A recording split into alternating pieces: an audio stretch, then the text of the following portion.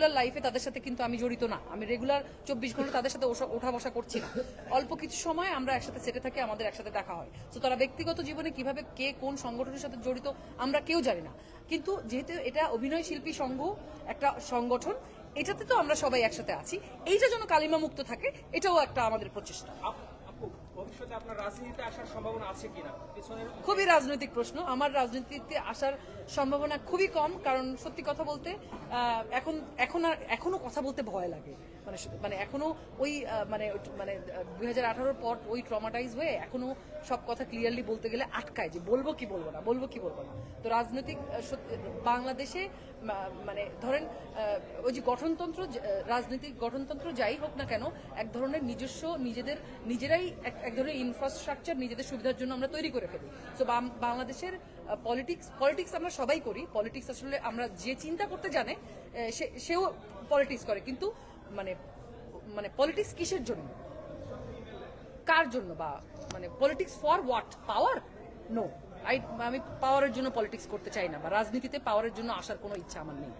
আপনি একটা কথা বলবেন, কিছুদিন আগে গণমাধ্যমে বিভিন্নভাবে লাইকাতে বিভিন্ন খবর বেরোচ্ছে, যেমন জাহান আমিন, নুসরাত ফারিয়া এবং লিপুন সম্পর্কে রাজনৈতিক ব্যক্তিদের সাথে সংশ্লিষ্ট বিভিন্ন অনৈতিক সম্পর্কের কথা আসছে। একজন অভিনেত্রী হিসেবে এই বিষয়গুলো আসলে কিভাবে দেখছেন, বা এই ঘটনাগুলো কেমন করছে? আমার কাছে আপনার প্রশ্নটা অনেক ইররিলেভেন্ট লাগছে। আমি এটা উত্তর দেওয়া মানে একজন অভিনেত্রী হিসেবে আরেকজন অভিনেত্রীর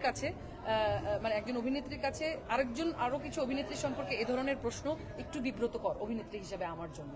আমি খুবই দুঃখিত। বিষয়গুলো ভালো লাগছে।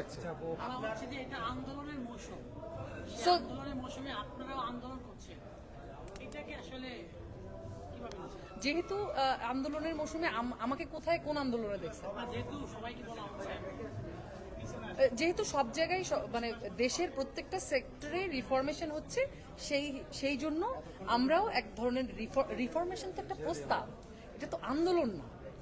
এটা আগে বোঝা উচিত সবার। রিফরমেশন কিন্তু একটা প্রস্তাব, এটা কোনো দাবি না, এটা কোনো আন্দোলন না, এটা একটা প্রস্তাব।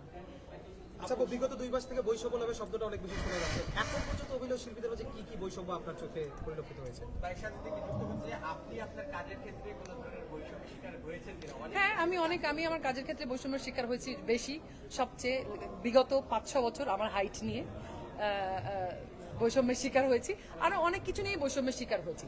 এগুলো আসলে এই যে সংস্কার আসলে আমাদের নিজেদের ভিতর থেকে সংস্কার হওয়াটা প্রথম থেকে জরুরি।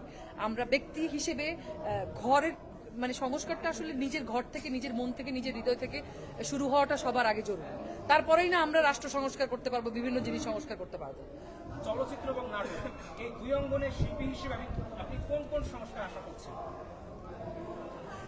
ভাই অনেক প্রশ্ন, এত একটা সংক্ষেপে একটা প্রশ্ন জানা ইচ্ছে যে যেহেতু একটা বিরতি গেল, এখন ভাই, অভিনয় শিল্পীদেরকে অভিনয় আসলে দেখা যাচ্ছে না, এটা ফিরবে কবে, বা হ্যাঁ, তাদের প্রতি কোনো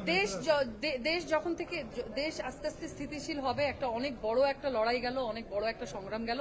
এই সংগ্রামের পরে দেশ এখন ভঙ্গুর অবস্থায় আছে। সো এটাকে রিবিল্ড করা আগে প্রয়োজন, আগে রিফর্ম করা প্রয়োজন, তারপরে আস্তে আস্তে আমার মনে হয় সবকিছু স্বাভাবিক হবে। এটাই আমি বলছি। Thank you so much. Thank you.